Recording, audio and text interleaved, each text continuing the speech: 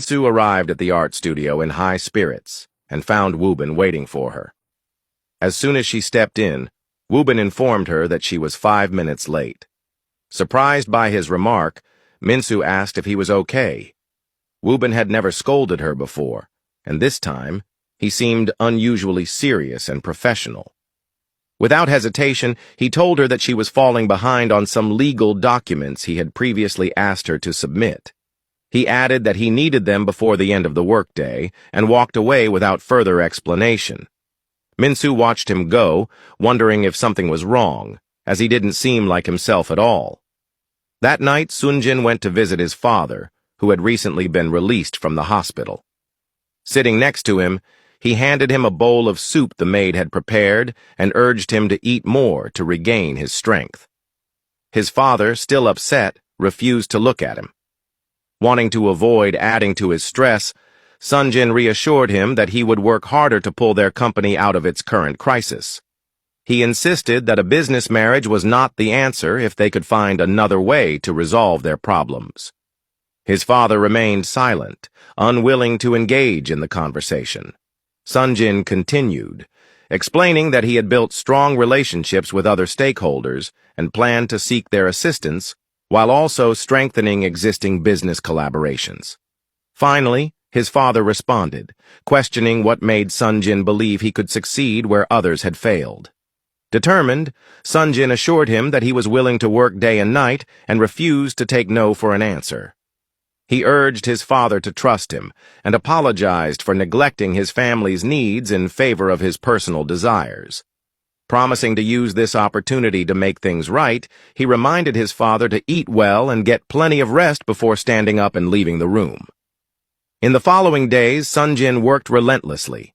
He attended numerous board meetings, went on frequent business trips, and often worked late into the night. Most of his time was spent either at work or traveling abroad. As the weeks passed, it became increasingly difficult for Minsu to see him. The only messages she received from him were brief good-night texts. She missed him terribly and longed to see him, but she understood that he was working hard so they could finally be together. The only glimpses she caught of him were through news reports. One evening after work, Minsu went to Wubin's office and invited him out for food or drinks. Without looking at her, Wubin declined, explaining that he had too much work to do. Noticing how much he had changed, Minsu asked if he was okay. Still avoiding eye contact, Wubin simply reiterated that he had a lot to do and suggested they maintain a strictly professional relationship. He explained that he didn't want to lose focus on his work. Disappointed but understanding, Minsu agreed and left his office. She had just wanted someone to talk to, especially since reaching Sunjin had become so difficult. Deciding to go out alone, she headed to a restaurant and ordered food and drinks. She kept glancing at her phone, hoping for a call or a message from Sunjin. When she tried calling him, his phone was unreachable, making her assume that he was out of the country.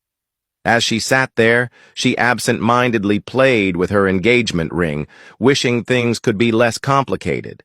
She wondered if their lives would have been different if Sunjin weren't part of a powerful family.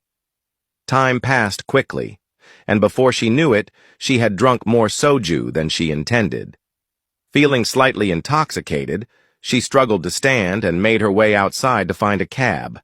As she stood there checking her phone, a Korean man approached her, grabbed her hand, and asked why she was alone at night. Startled, she told him that she was waiting for a cab and asked him to let go. The man laughed and insisted that he could take her home. When she declined, he attempted to pull her toward his car. Before she could react, Wubin appeared and firmly grabbed the man's wrist, ordering him to let go. Frightened, the man immediately ran away. Wubin turned to Minsu, noticing her drunken state, and asked why she was out drinking alone. She replied that he had refused to join her, so she had no choice but to go alone. Without another word, he opened his car door and told her to get in, saying he would take her back to school.